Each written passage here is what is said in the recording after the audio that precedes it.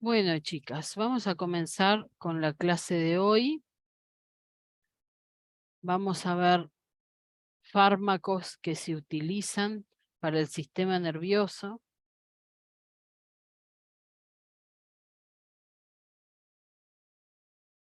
Vamos a ir viendo algunos tipos, los de uso mayor, porque en realidad también tenemos otros fármacos que también se utilizan, como los antiparkinsonianos, etcétera, pero vamos a ver los que se utilizan con mayor frecuencia, ¿tá? Porque son varios, tenemos muchísimos otros, pero son más complejos, son de una frecuencia de uso mucho menor, entonces bueno, les traje los que utilizamos con mayor frecuencia. Y comenzamos por lo que son los ansiolíticos. Los ansiolíticos se utilizan para el tratamiento de la ansiedad, la cual puede ser desde una reacción emocional que puede ser normal frente a una situación amenazante o potencialmente amenazante, o puede ser tomado como un trastorno psiquiátrico, dependiendo de la intensidad y de qué manera la ansiedad, repercute sobre la vida diaria de la persona. O sea que no es que la ansiedad sea tomada como una enfermedad crónica, sino que a veces hay episodios de ansiedad frente a situaciones demasiado estresantes y no quiere decir que las personas lo vuelvan a repetir.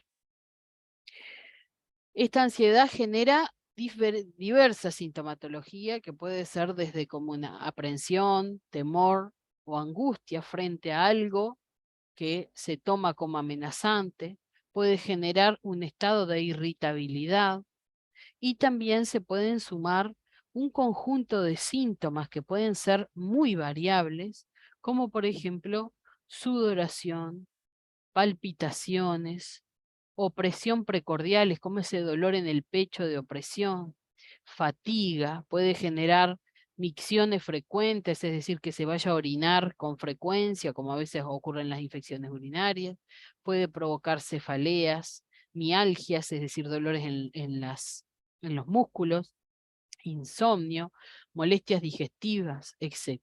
O sea que es un trastorno que puede generar una sintomatología muy variada y que puede entonces ser tomado como algo crónico, dependerá de lo que genera en la vida de la persona, o algo agudo frente a alguna situación estresante.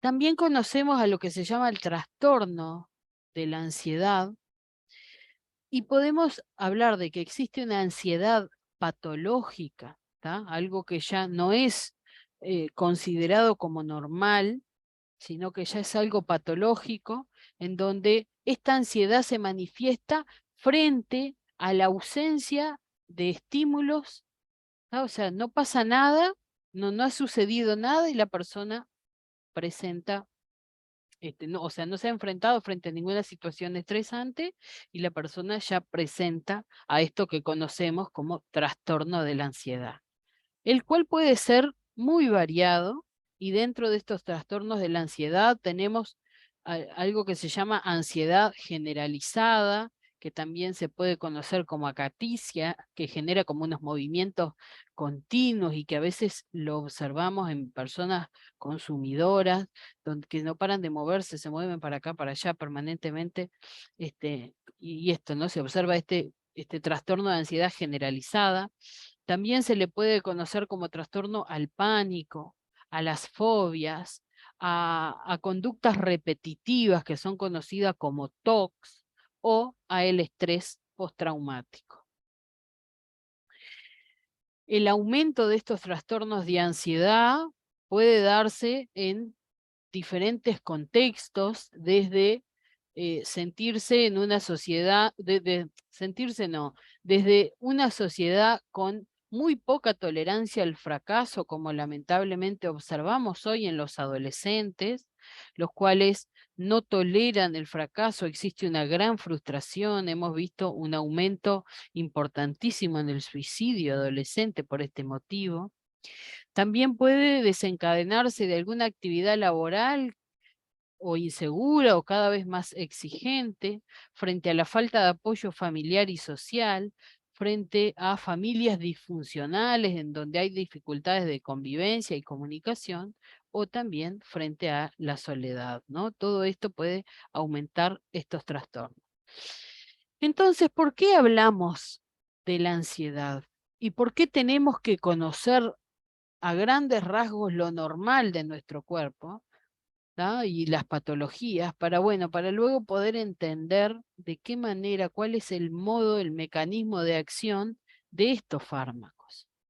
Entonces también tenemos que conocer que existe algo que se llama un sistema límbico, ¿ah? Que lo tenemos todas las personas, el cual este sistema actúa de diferentes maneras, ¿tá? Pero es el que se activa frente a todos los estímulos externos, ¿tá? Frente a que pueden ser desde vivencias de algo que se vive, ya sea algún miedo, algo que me genere mucha felicidad, algo que me genere tristeza, cualquier cosa externa que me genere un sentimiento va a activar a este sistema límbico.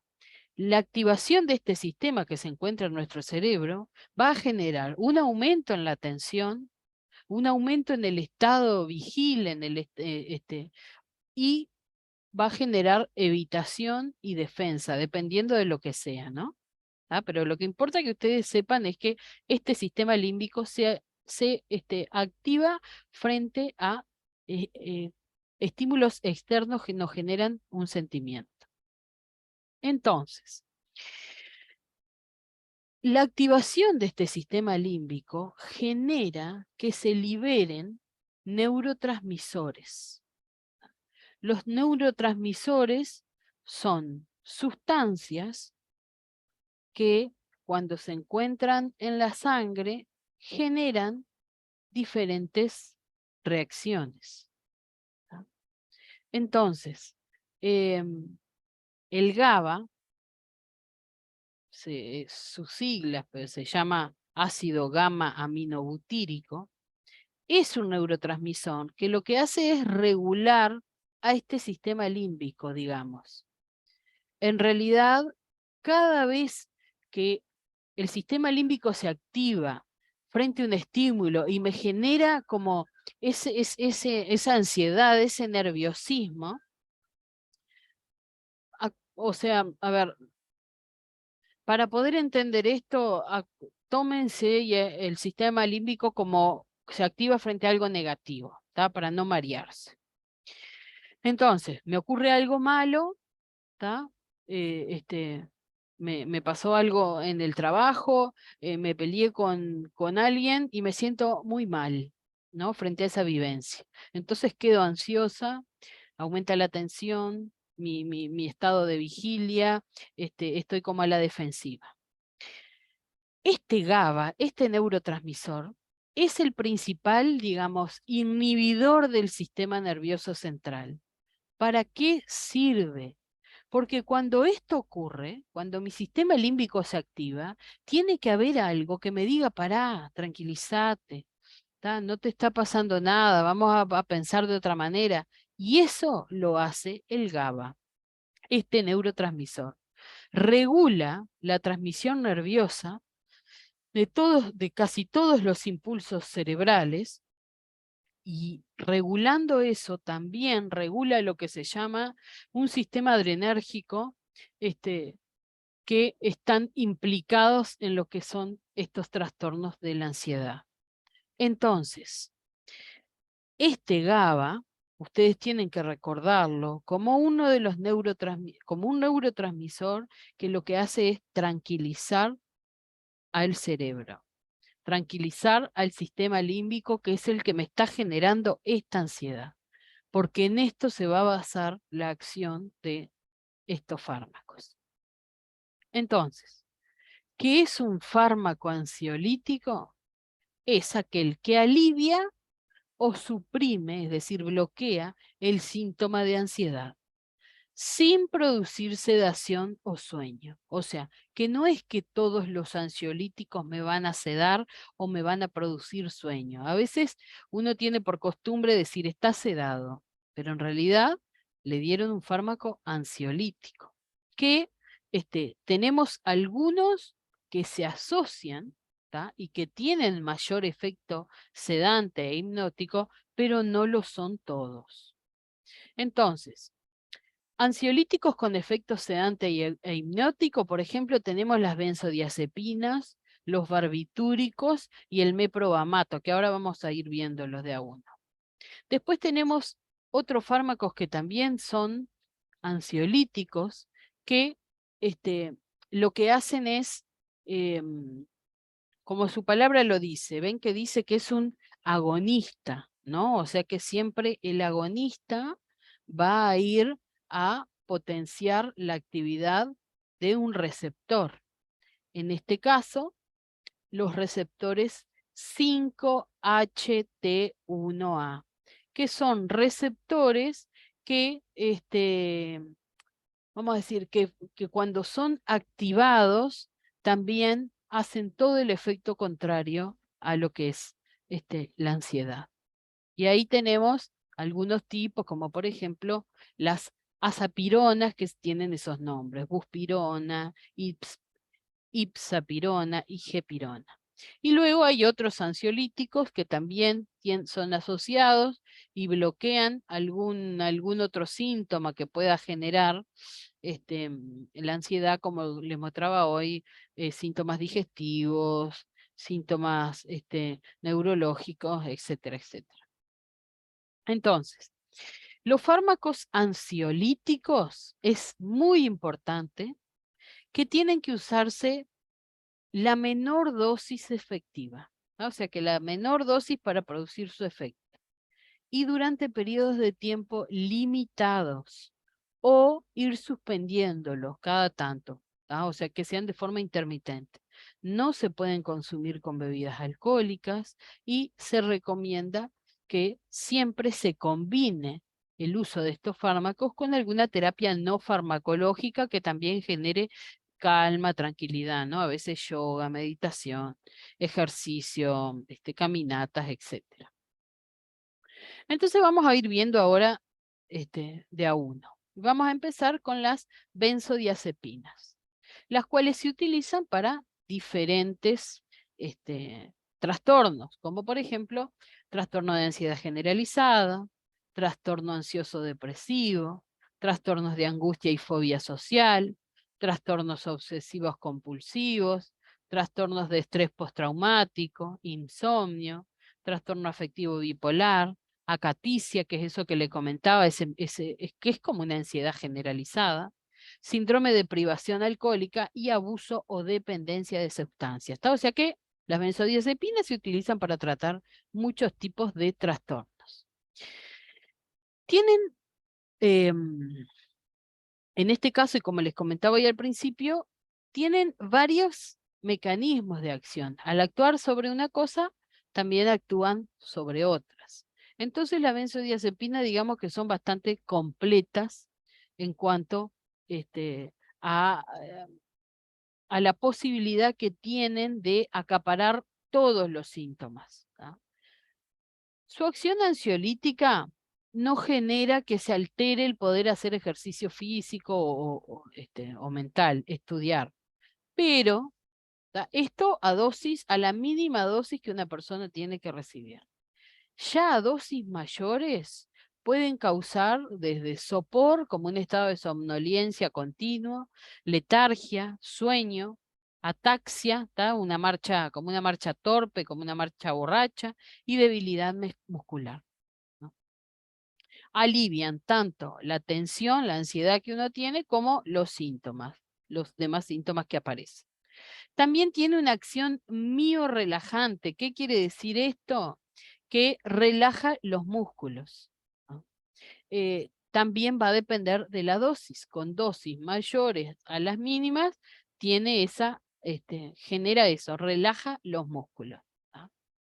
Y también tiene una acción anticonvulsivante, la cual puede ser, o sea, por eso se administra en convulsiones de todo tipo, convulsiones provocadas por algo tóxico, convulsiones febriles, pacientes epilépticos, abstinencia al alcohol o a los barbitúricos. Bueno, tiene una acción hipnótica y también se utiliza para, previo a administrar anestesia, a veces se administra una benzodiazepina.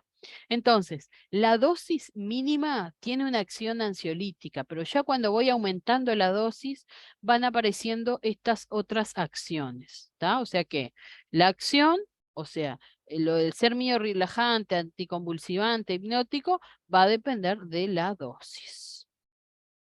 ¿Qué hacen las benzodiazepinas? Potencian el efecto del GABA que les comentaba hoy.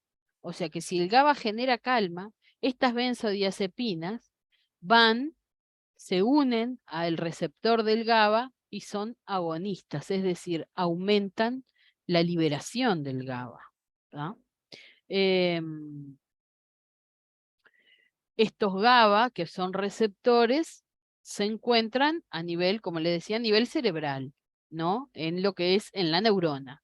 Esas son las neuronas son las células del cerebro.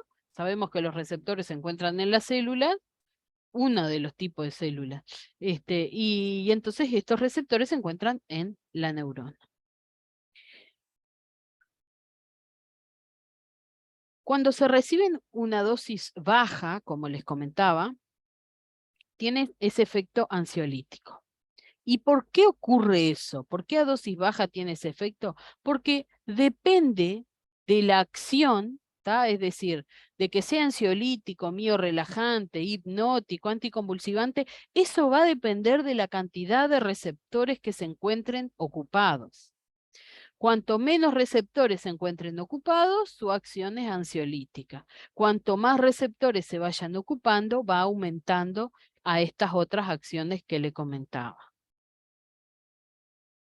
Tienen una buena absorción por vía oral, rápidamente alcanzan el cerebro porque son bien liposolubles, entonces atraviesan la barrera hematoencefálica.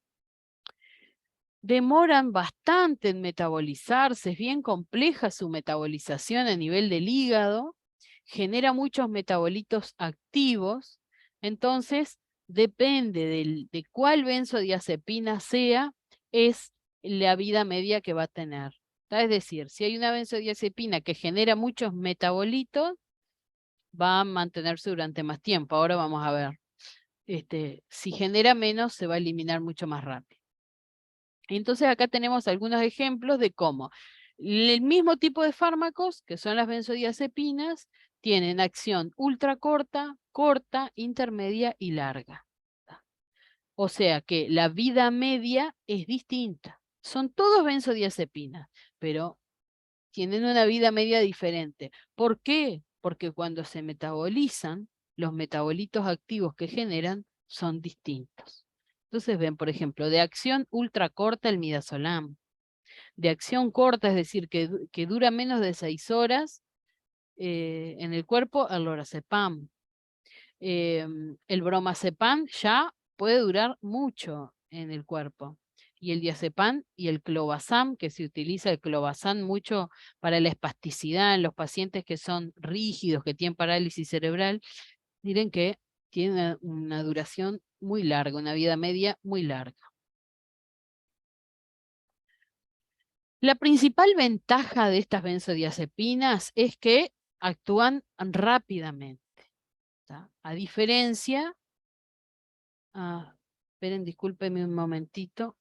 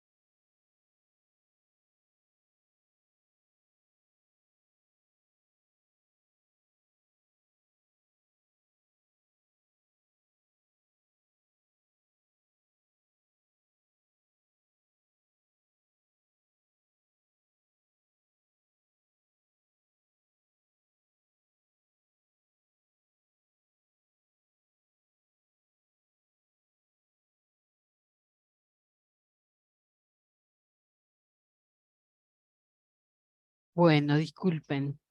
Entonces,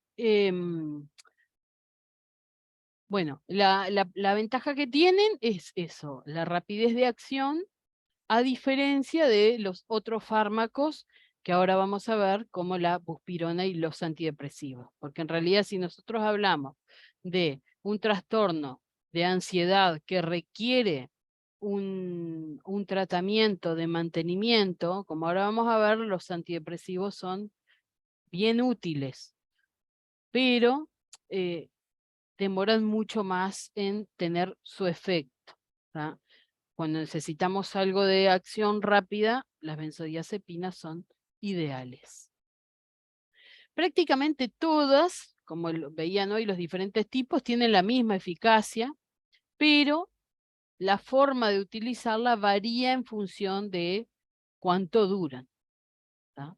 O también de la posibilidad de poder separar el efecto sedante, es decir, de que con la mínima dosis las personas, o sea, ¿por qué también las benzodiazepinas no se utilizan solas? Porque eh, varía mucho de persona a persona en cuando la dosis mínima resulta efectiva o necesito una dosis mayor, pero esa dosis mayor ya me va a generar un efecto hipnótico o un efecto miorrelajante que va a generar alteraciones sin duda en la vida de la persona. O sea que por eso tampoco son las ideales. Con las de acción corta o media, como veían hoy, hay menos peligro de sedación si la dosis no es elevada. También hay menos peligro de que se acumule, pero esto genera que se dé más seguido. Entonces también se nos complica. Con las de acción prolongada, como por ejemplo, el flunitrazepam, una sola dosis al día es suficiente, pero, o sea que ahí no tendríamos problema de acumulación, pero vamos a demorar entre 6 a 10 días para que la droga alcance un valor estable en sangre y se observen bien el efecto. En el anciano, en personas con enfermedades del hígado, siempre van a indicar las benzodiazepinas que se eliminan rápido, como por ejemplo el midazolam. ¿Tá? Efectos adversos, muchos, desde sedación excesiva, alteraciones de la memoria, debilidad, sequedad bucal, disfunción sexual, visión borrosa. Todo lo contrario, reacciones de desinhibición que a veces vemos y dice, se le dio el diazepam y hizo todo lo contrario. Se recontraexcitó, bueno, porque como efecto adverso también puede generar reacciones de desinhibición, puede generar confusión, puede generar fenómeno de rebote, es teratógeno en la mujer embarazada y puede generar depresión de conciencia.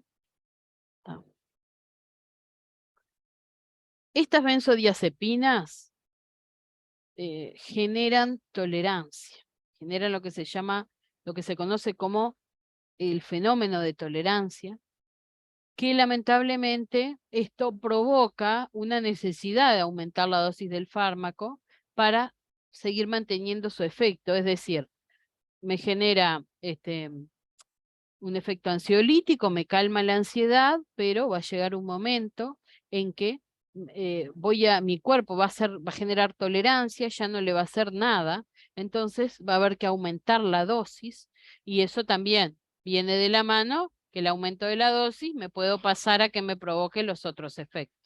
¿Tá? Ese efecto ansiolítico aproximadamente en 4 meses de uso puede generar tolerancia, ¿tá? Y el efecto hipnótico en 4 semanas.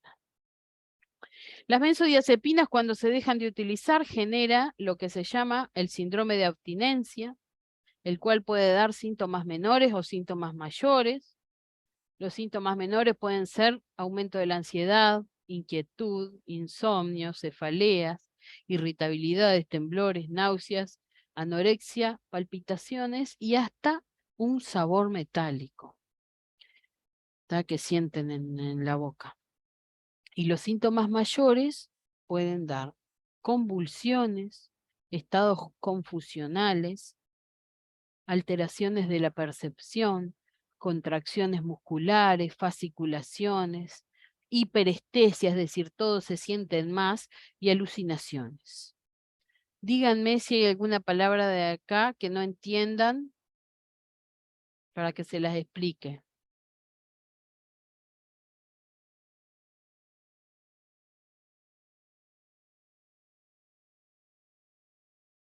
No tengan miedo, gurisas.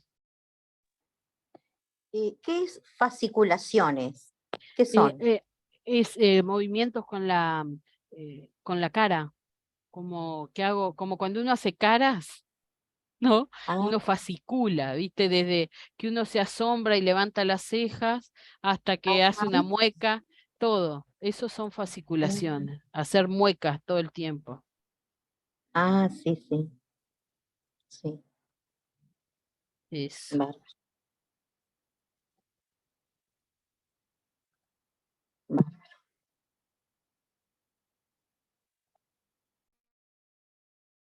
Lo demás sí, ¿se entiende? Sí, se entiende.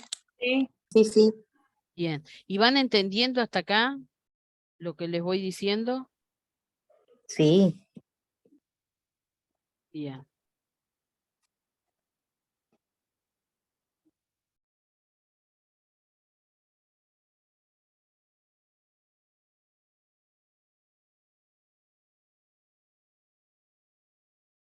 Ay, gurisas, discúlpenme otro segundo.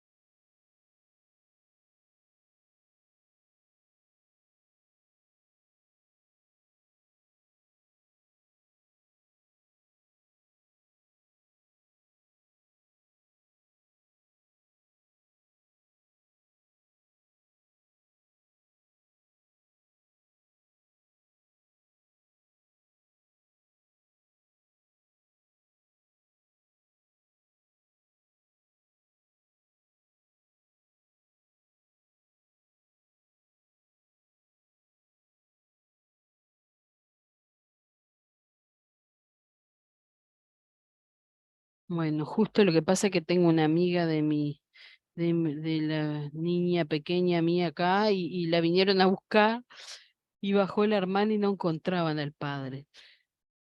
Por eso tuve que llamarlo. Bueno, seguimos. Entonces, ¿qué pasa? Este síndrome de abstinencia que se genera con bastante frecuencia cuando una persona abandona su tratamiento con benzodiazepina es difícil de diferenciar si estamos hablando de una abstinencia o si es una recaída de su cuadro ansioso, ¿no? Por cual estaba tomando las benzodiazepinas. Entonces, bueno, es bastante complejo esto. Para quien, quizás para su psiquiatra tratante, para personas que ya saben que ya está abandonando o bajando la frecuencia o abandonó las benzodiazepinas, uno lo puede diferenciar, pero si la persona comienza con un cuadro de estos síntomas mayores, cae, por ejemplo, de una puerta de emergencia, y se observa en la historia que ella toma benzodiazepinas, claro, es difícil entender que quizás esto era generado por el abandono de la medicación o se está exacerbando su enfermedad. Bueno, ahora vamos a ver lo que es la buspirona. La buspirona es otro ansiolítico que no es una benzodiazepina. La principal indicación de la buspirona es el trastorno de ansiedad generalizada. Como van a ver ahora, tiene cosas que la hacen, que tiene mayor ventaja frente al uso de las benzodiazepinas. En el caso de esta buspirona, su mecanismo de acción no está vinculado al receptor GABA, sino que en este caso se une a los receptores serotoninérgicos 5-HT1A. ¿Qué son estos receptores? O sea, la serotonina, digamos, es como el neurotransmisor de la felicidad. Eso es lo que hace. Cada vez que nosotros nos pasa algo que nos genera placer, desde ver a mi hijo comer una torta de chocolate que me encanta, a los que fuman, fumarse un cigarro, todo lo que genera placer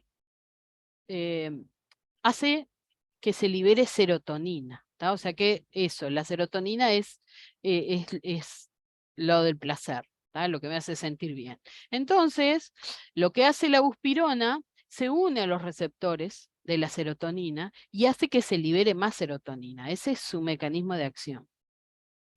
No tiene acciones hipnóticas, ni anticonvulsivantes, ni miorelajantes. ¿tá? Como sí lo tiene la benzodiazepina. Tampoco produce sedación, porque puede, en vez de llegar en vez de generar sedación, puede producir hasta todo lo contrario, producir insomnio. ¿Tá? No alteran la memoria, no provocan ningún trastorno psicomotor ni cognitivo, no interactúa con el alcohol ni con ningún otro, nada más que me pueda deprimir el sistema nervioso. No se ha descrito el desarrollo de dependencia física y de abstinencia. Tiene una eficacia de ser ansiolítica muy similar a la de las benzodiazepinas, o sea que es muy bueno. Tarda hasta 2 semanas en instaurarse la acción ansiolítica. Los pacientes que fueron tratados previamente con benzodiazepina no se sienten tan aliviados cuando pasan a usar esta droga, ¿tá? Pero bueno, es una droga que sin riesgo se puede usar durante largo plazo, que tiene, no genera alteraciones como sí lo hacen la benzodiazepina, entonces es una droga muy buena para los trastornos de ansiedad y que se puede utilizar a largo plazo y que no tenemos riesgos de tolerancia, de que se genere tolerancia, ni nada de lo malo que sí ocurre con las benzodiazepinas. Se absorbe muy rápido por vía oral.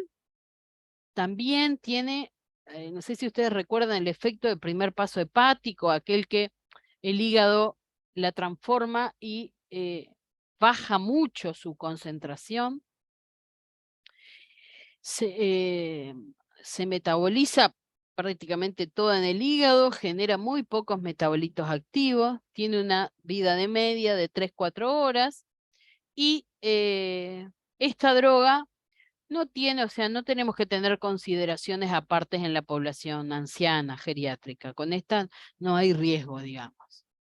Tiene efectos adversos como todas las drogas, pero su incidencia, es decir, la cantidad de veces que ocurren los efectos adversos, es mucho menor que de las benzodiazepinas. ¿Tá? Puede producir mareos, vértigos, sudoración, disforia, miosis. ¿Tá? En realidad es como, la disforia es una sequedad, miosis es que las pupilas se vuelven chiquitas, pero en realidad todos estos efectos, que tampoco son nada grave, se van, remiten. Cuando uno continúa con el tratamiento, se van todos estos efectos adversos. ¿Tá? O sea que eso en cuanto a ansiolíticos. Hablamos de las benzodiazepinas y hablamos de la buspirona. Ahora vamos a pasar a ver otro tipo de fármacos para el sistema nervioso central, que son los hipnóticos. Antes de comenzar a hablar de los hipnóticos, tenemos que entender para qué se utilizan y vamos a hablar de el sueño. El sueño es un estado fácilmente reversible, ¿no? Me despiertan, me mueven, me despierto. Un estado fácilmente reversible de disminución de la conciencia, la actividad motora y la capacidad de respuesta al medio ambiente. ¿Tá? El sueño. Estoy durmiendo, entonces me disminuye mi conciencia, mi actividad motora porque no me estoy moviendo y mi capacidad de respuesta al medio ambiente porque estoy durmiendo, no estoy atenta. Pero con que me llamen, ocurra algo, es rápidamente reversible.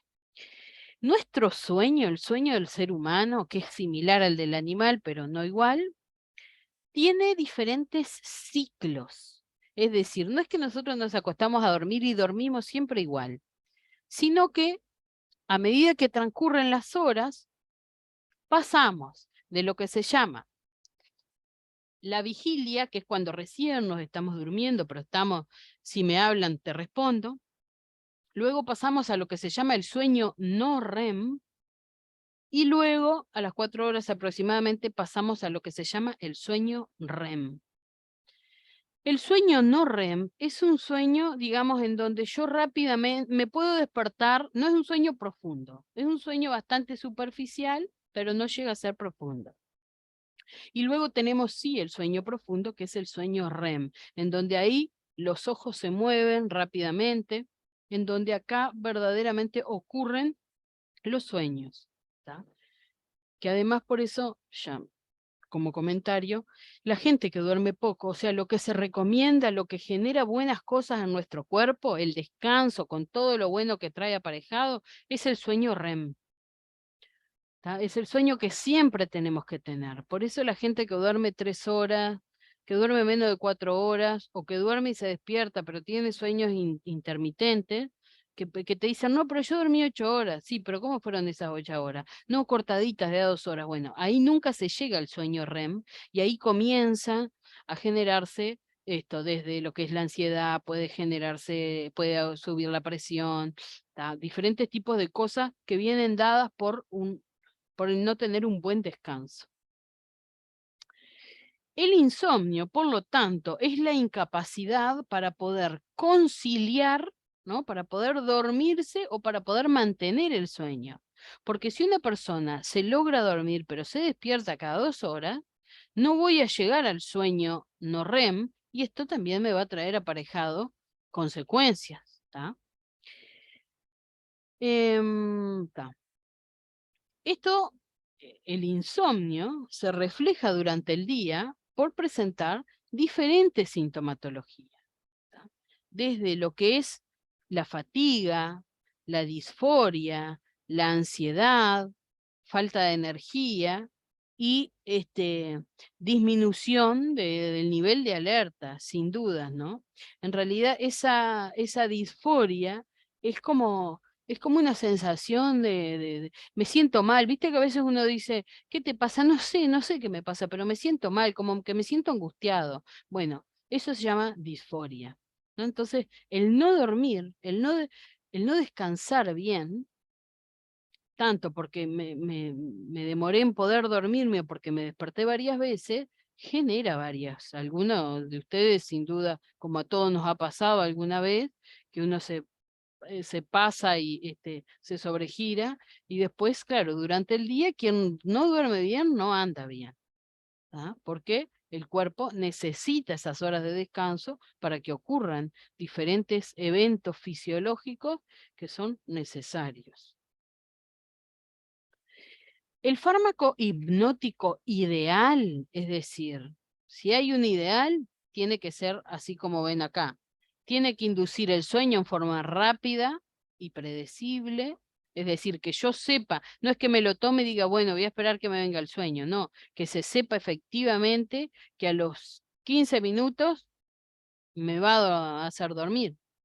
Que además logre que uno mantenga el sueño por un periodo de 7 a 8 horas y que se evite entonces despertarse con frecuencia, que preserve la arquitectura del sueño. ¿Qué quiere decir esto? Que podamos pasar por todas las etapas, tanto por el sueño no REM como por el sueño REM, ¿tá? Y que todas estén en la cantidad que tienen que estar y que no genere además efectos adversos inmediatos o tardíos, y que además no baje su efecto con el tiempo. Esto sería lo ideal, este sería el fármaco hipnótico perfecto. Junto con el tratamiento farmacológico, siempre tiene que haber un tratamiento complementario, es decir, la persona tiene que hay que educarla en cuanto al sueño, en cuanto a terapias que pueda hacer, que también beneficien un sueño tranquilo, como por ejemplo aumentar la actividad física durante la tarde, evitar situaciones mentales estresantes o situaciones que estimulen antes de acostarse, como por ejemplo hoy el uso frecuente del celular. Regularizar el horario de ir a acostarse, no ir a cualquier hora, sino que tener un horario, como que hacer de esa conducta algo repetitivo, evitar las siestas, restringir el uso de todo lo que sea estimulante, como café, té, bebidas Coca-Cola, alcohol, así como comer mucho, y levantarse por la mañana siempre a la misma hora. Esto sería como todo recomendaciones que se deben de acompañar al uso de hipnóticos. De estos fármacos tenemos de varios tipos. Tenemos barbitúricos, tenemos agonistas de los receptores benzodiazepínicos, tenemos algunas benzodiazepinas que tienen efecto hipnótico, como el midazolam o el flunitrazepam. Tenemos otros que son conocidos como compuestos Z, que es el zolpidem, y otro que se llama esopicilona. O sea que uno no se va a acordar de todos los nombres, gurisa, no pasa nada. Pero sepan que de hipnóticos tenemos una gran variedad, a diferencia de los ansiolíticos que teníamos solamente de 2 tipos. Entonces, acá tenemos unos hipnóticos que son derivados de la benzodiazepina, bueno, y de esos otros nombres que ven ahí. Se clasifican también estos que son derivados de ellos. Yo se lo puse acá. Estos se clasifican en, dependiendo de su vida media y de su eliminación. Por ejemplo, con semivida de eliminación corta y potencia elevada, acá tienen algunos. Con semivida de eliminación intermedia y potencia reducida, bueno, y así está. Es simplemente para que sepan que la clasificación de estos derivados es en base a cuánto demora en eliminarse y qué potencia tiene. El zolpidem, que es bien conocido, es un fármaco que es, su estructura química es distinta de las benzodiazepinas, pero aunque sea distinta, actúa igual sobre receptores benzodiazepínicos, pero de una manera distinta. ¿Tá? Esto, el tener esa propiedad de ser estructuralmente diferente, hace que no tenga efecto sobre la memoria y la parte cognitiva, es decir, la capacidad de resolver, el pensar, como sí lo tienen las benzodiazepinas. ¿Tá? Lo hace ser distinto. El zolpidem tiene un menor potencial de abuso que las benzodiazepinas. El zolpidem yo acá en Montevideo lo veo mucho, en el interior nunca lo había visto, lo conocí acá. Tiene mínimo o nulo rebote, no altera la arquitectura del sueño, o sea, se pasa del sueño no REM al sueño REM, que eso es importantísimo. No sirve como antiepiléptico, ni como ansiolítico, ni como relajante muscular. Es hipnótico. ¿Tá? Y es muy importante advertir siempre a la persona que lo va a tomar que cuando sepa que necesita entre 7 y 8 horas de manera ininterrumpida, ¿tá? Porque va a dormir sí o sí esa cantidad de horas. O sea que si te vas a tomar un Zolpidem, y son las 11 de la noche, que no te tengas que despertar a las 5 de la mañana, porque si no, no podés tomar el Zolpidem. ¿Tá? Sabé que una vez que lo vas a tomar, tenés que tener para dormir entre 7 y 8 horas, porque antes no te vas a poder despertar. Tiene efectos adversos que son bastante frecuentes, que puede generar algunas alteraciones gastrointestinales, náuseas, vómitos, dolor abdominal, boca seca, y puede generar amnesia, es decir, cuando yo me despierto no sé ni qué pasó antes de acostarme. ¿Ah? Eso puede pasar. Precauciones.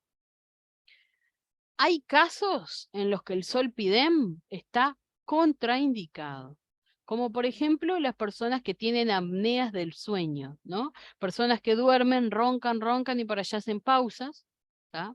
Porque los hipnóticos aumentan las apneas. Entonces la persona hace pausas con mayor frecuencia y esto, ojo, me puede generar hasta un paro respiratorio. Ojo con los alcohólicos crónicos, porque el alcohol potencia el efecto de los hipnóticos. Ojo con la mujer embarazada, porque es teratógeno.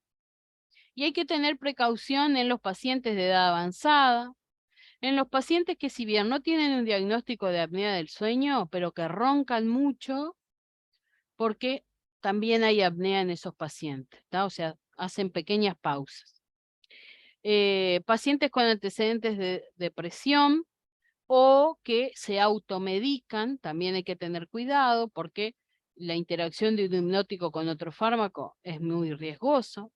Y bueno, y también tener cuidado conductores de automóviles, pilotos, y personas que tienen trabajos de riesgo, o sea, que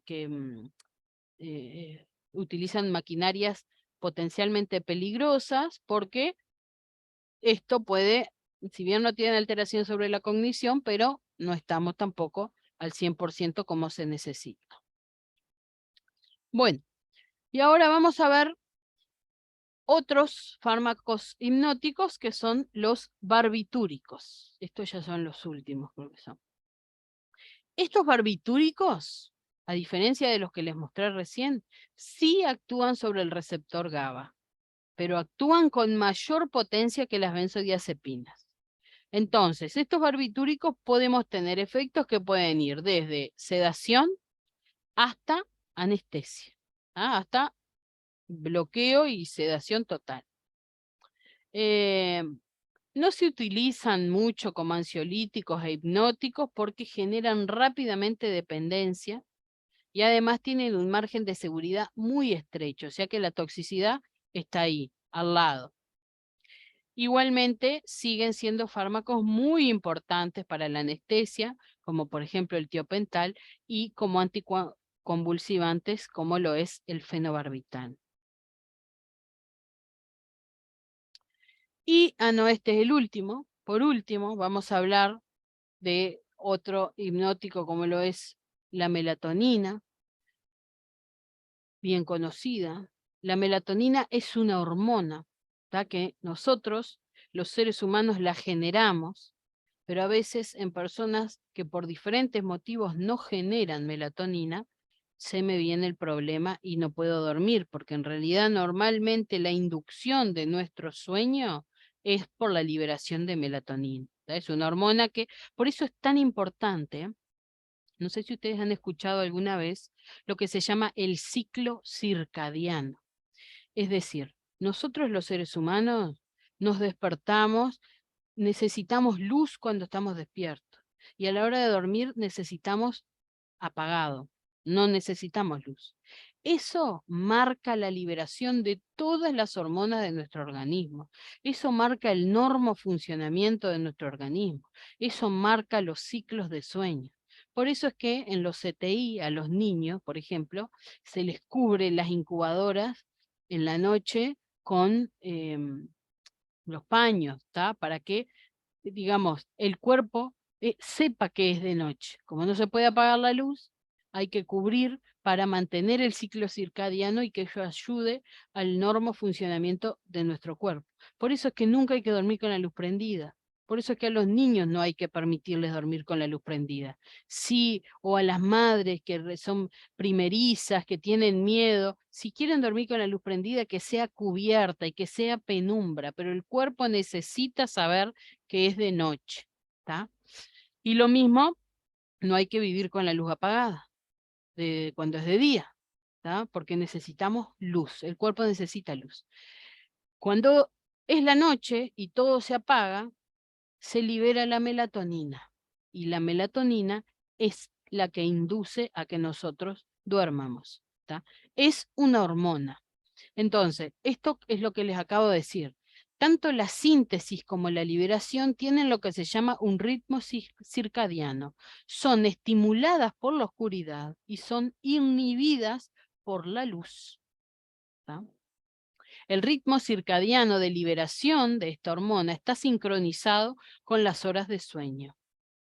Pero si por algún motivo, porque no respeté eso, quizás cuando era niño, porque no lo respeto de adulto, yo por ejemplo que trabajo de noche, siempre y a veces de día, tengo, imagínense, mi melatonina, estoy re jodida de melatonina. Entonces, en los días libres, cuesta inducir, cuesta dormir un poco más que otras personas, porque mi ciclo circadiano está alterado. Entonces, la administración exógena, es decir, si yo la doy, tomo un comprimido de melatonina, eso acelera la inducción del sueño, aumenta la duración del sueño REM y mejora la calidad del sueño, ¿tá?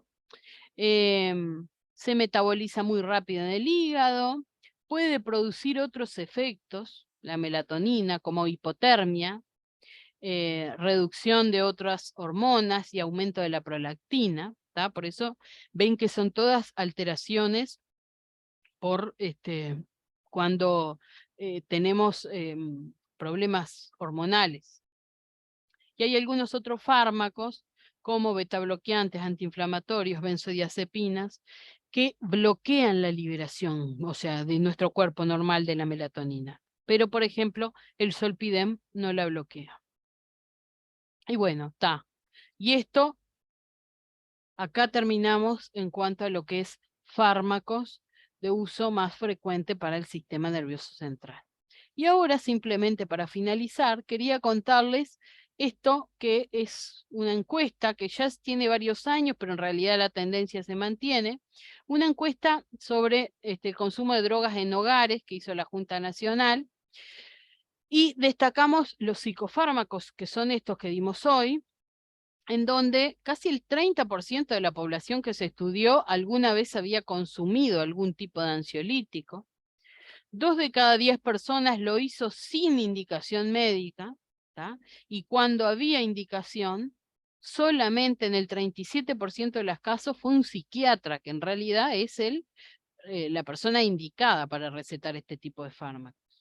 El consumo de las mujeres es mayor que el de los hombres, más que nada en los adultos, y el 10% de la población ha consumido alguna vez en la vida antidepresivos. El 5% lo ha hecho en el último año. O sea, es un grupo farmacológico que tiene un consumo muy abundante en nuestra población, ¿no? Y acá también, por ejemplo, esto que les acabo de decir, fíjense que con receta médica 78%, pero casi un 20% lo tomó por su cuenta.